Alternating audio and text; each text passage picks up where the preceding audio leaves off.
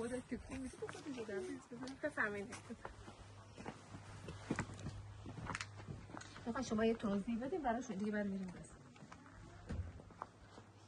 اینجا مقبره شیخ عبدالسلام هست. این روستا هم بهش میگن لنگر. لنگر جایی بوده که مردمی جمع میشدن در کنار یک مراد، یک شیخ، یک قطب، یک بزرگ و در کنار اون زندگی میکردن و از اون میآموختن. به این مردم میگن لنگر. این روستایی که ما الان رد شدیم بهش میگن لنگر. این شیخ عبدالسلام نقل هست که میگن وقتی شاه نعمت الله وارد مقبره ایشون میشده نمی اومده تو، میگفته اینقدر فرشته ها اینجا زیاد هستن و به عبادت میپردازن که من دیگه جایی ندارم برم.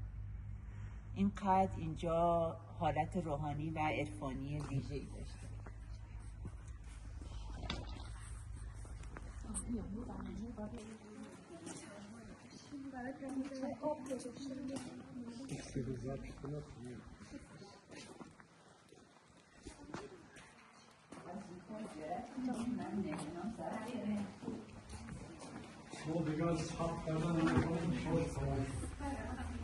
شارژ گوشی تمام شد. من شارژ خودتون تمام نشد. گوشی مهم نیست.